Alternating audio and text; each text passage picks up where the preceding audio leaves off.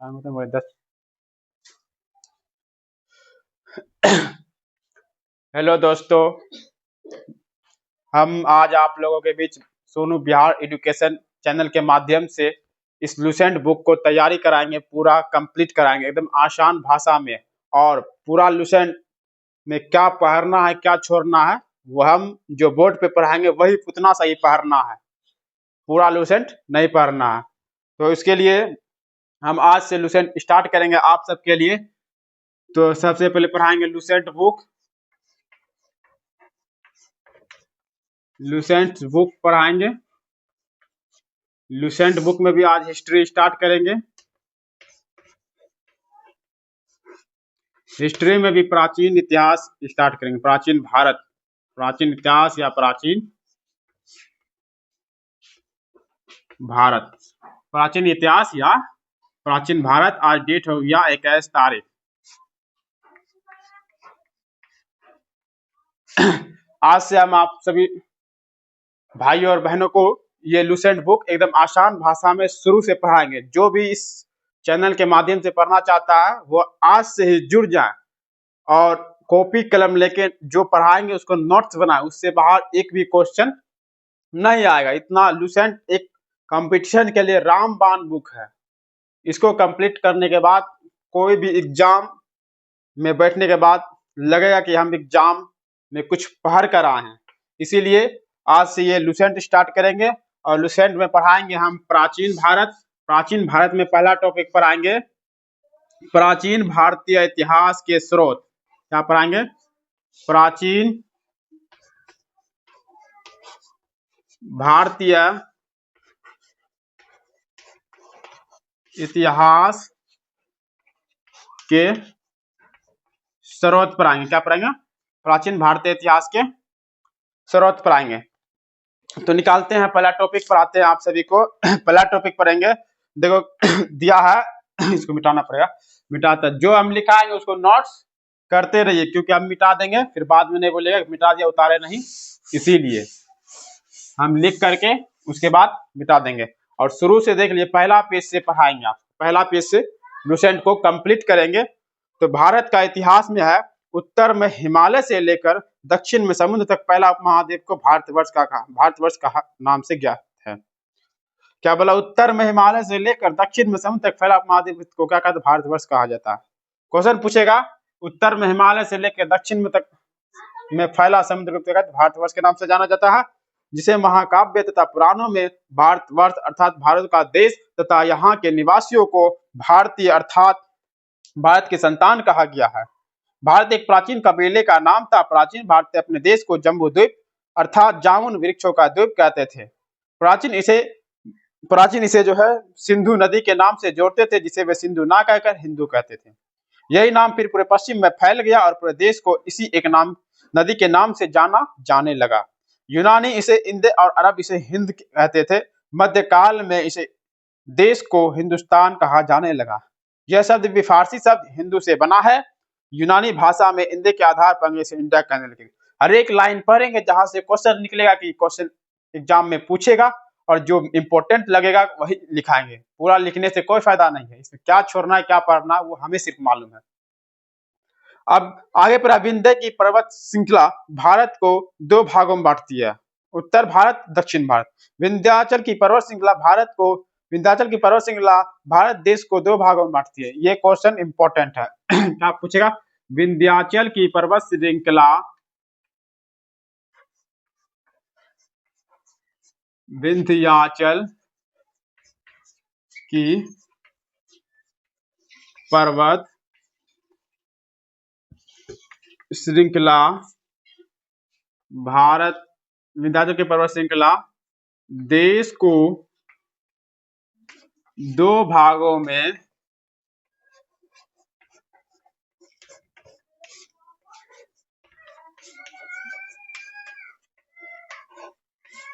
बांटती है। विंध्याचल की पर्वत श्रृंखला भारत को दो भागों में बांटती है। विंध्याचल की पर्वत श्रृंखला भारत को कितने भागों में बांटते? दो भागों में बांटते। वो दो भाग कौन कौन है?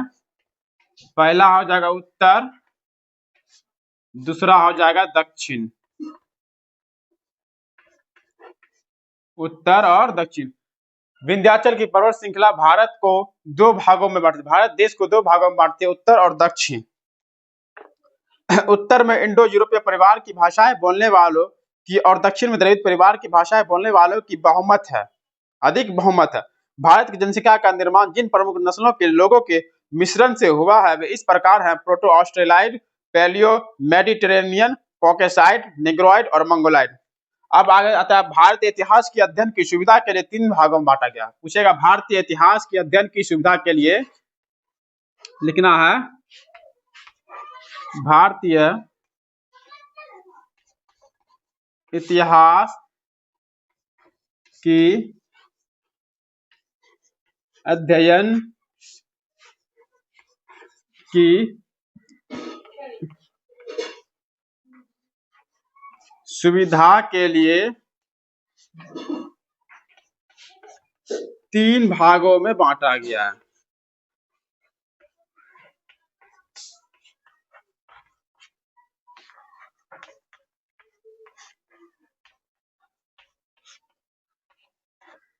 भारतीय इतिहास के अध्ययन की सुविधा के लिए कितने भागों में बांटा गया? तीन भागों में बांटा गया।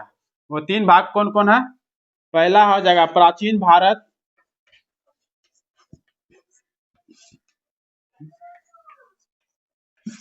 दूसरा हो जाएगा मध्यकालीन भारत,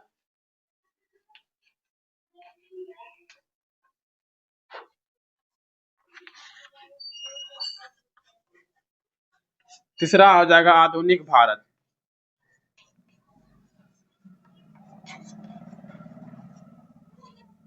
आधुनिक क्या पूछेगा? भारतीय इतिहास के अध्ययन की सुविधा के लिए तीन भागों में बांटा। भारतीय इतिहास को अध्ययन की सुविधा के लिए, भारतीय इतिहास को अध्ययन की सुविधा के लिए तीन भागों में बांटा गया है। तो पहला हो जाएगा प्राचीन भारत, दूसरा हो जाएगा मध्यकालीन भारत, तीसरा हो जाएगा आधुनिक भारत। तो उतारिए आप सब, मिटाएंगे अब। लिख लिए सब? लिखते हैं अब। सबसे पहले इतिहास को तीन भागों में बांटने का श्रेय किसे दिया गया था? क्या लिखेंगे? सबसे पहले इतिहास को तीन भागों में बांटने का श्रेय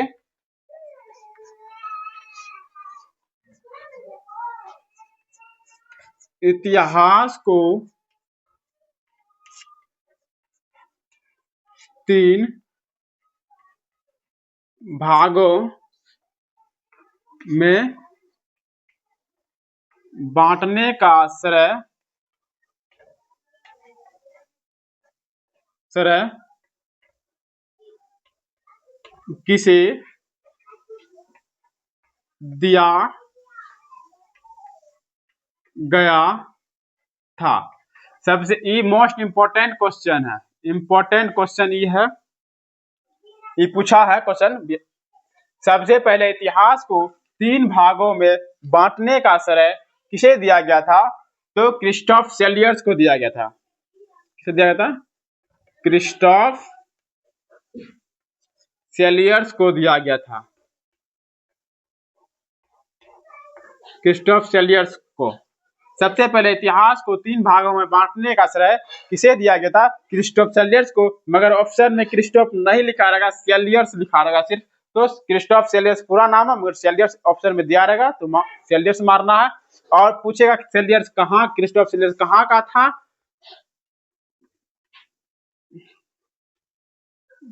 कहाँ का था क्रिस्टोफ सेलियर्स? कहाँ का था? तो आंसर होगा जर्मनी। क्या बोलेगा?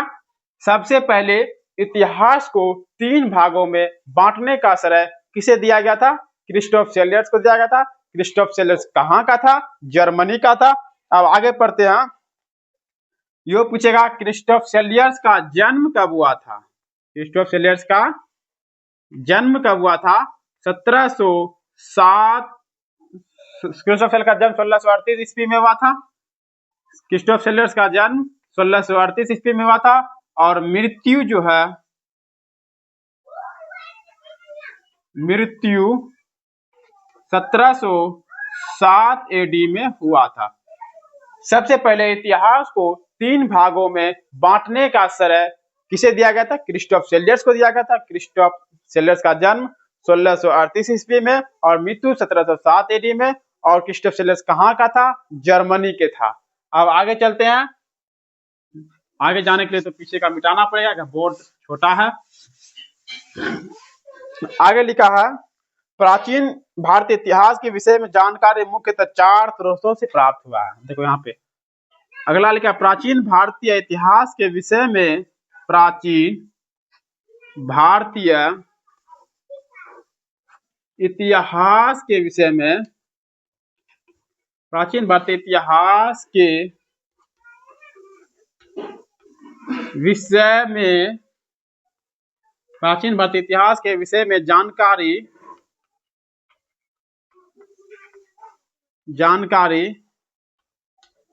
मुख्यतः 4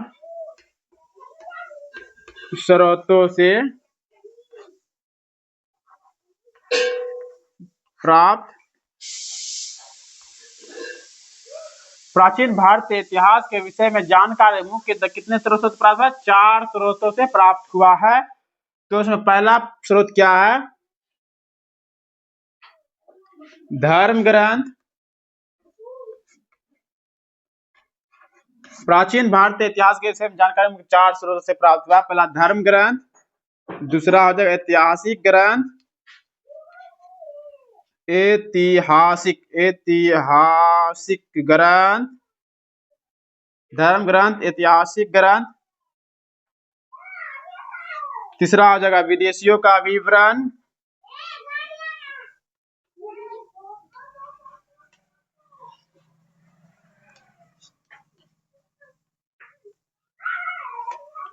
तीसरा क्या आ जाएगा? विदेशियों का विवरण।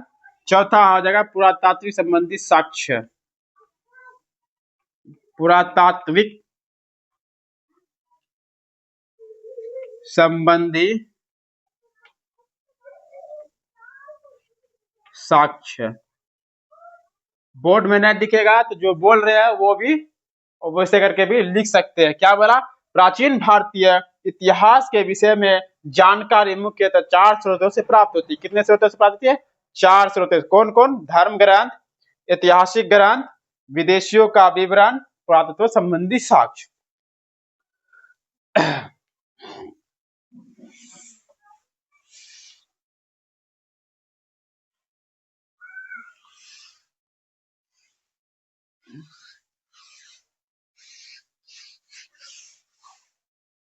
बोर्ड पे जैसे न दिखे, जो बोल रहे हैं वो सुन कर कभी लिख सकता है। नोट्स बनाने में फायदा होगा। एक लुसेंट का एक अलग कॉपी में लुसेंट जो पढ़ा रहे शुरू से वो नोट्स बना सकते हैं। जो जो क्वेश्चन पूछने के लायक है वही पढ़ाएंगे। अब आता है धर्म ग्रंथ एवं ऐतिहासिक ग्रंथ से मिलने वाली महत्वपूर्ण जानकारी। अब क्वेश्चन, भारत का सर्वप्राचीन धर्म ग्रंथ कौन है? वेद पूछेगा। भारत का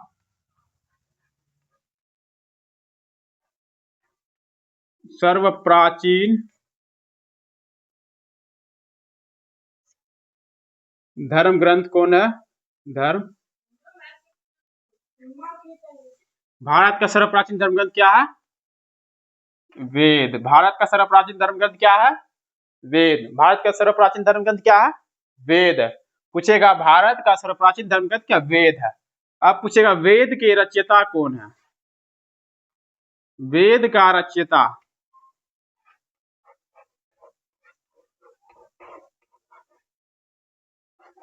वेद का रचयिता वेद व्यास को माना जाता है। वेद का रचयिता वेद व्यास। वेद का रचयिता किसे कहा जाता है? वेद का जनक किसे कहा था? वेद व्यास को कहा जाता है। आप पूछेगा वेद किसका उपदेश देता है? तीसरा क्वेश्चन, वेद किसका उपदेश देता है? वेद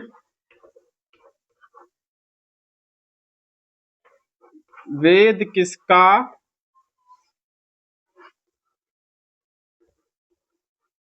उपदेश देता है? वेद किसका उपदेश देता है? वसुदेव कुटुंबकम का। वसुदेव कुटुंब कम का। पूछेगा भारत का सर्व प्राचीन धर्म क्या? वेद है। भारत का सर्व प्राचीन धर्म ग्रंथ वेद है। वेद का रचयिता वेद व्यास को माना जाता है। वेद किसका देता है? कुटुम्बकम का। वेद किसका देता है? वसुदेव कुटुम्बकम का देता है। भारत का सर्व प्राचीन धर्म ग्रंथ वेद है। वेद का रचयिता वेद व्यास को माना जाता है। वेद किसका देता है? वसुदेव कुटुम्बकम का देता है। भारतीय परंपरा में वेद को क्या कहा गया? नित्य तथा अपौरुषेय कहा गया। भारतीय परंपरा में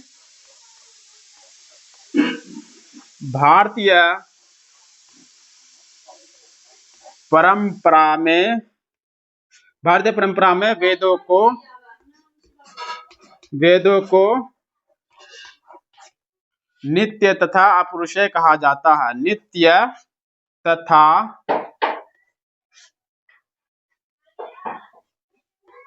अपौरुषेय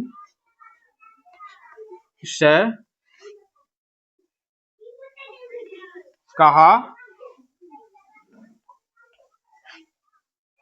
भारतीय परंपरा में वेदों को क्या कहा जाता है? नित्य तथा अपौरुषेय कहा जाता है। भारतीय परंपरा में वेदों को नित्य तथा अपौरुषेय कहा जाता है। भारतीय परंपरा में वेदों को क्या कहा जाता है? नित्य तथा अपौरुषेय कहा जाता है। तो इतना सा उतारिए आप सब, हम पानी पी आते हैं।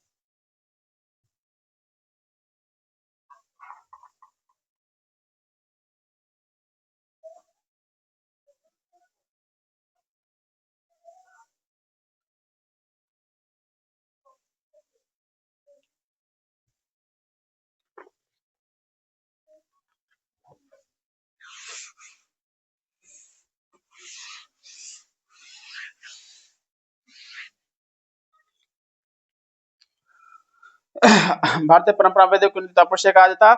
अब पूछेगा वेद कितने प्रकार के हैं? वेद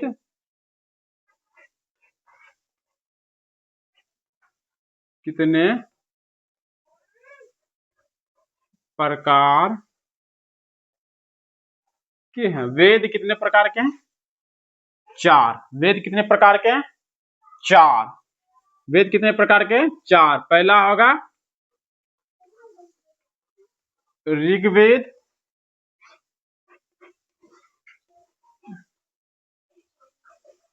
यजुर्वेद,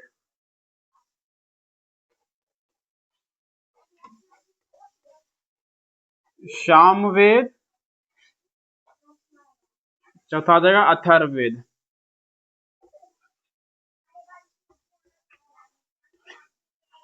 और इन चारों वेदों को क्या कहा जाता है?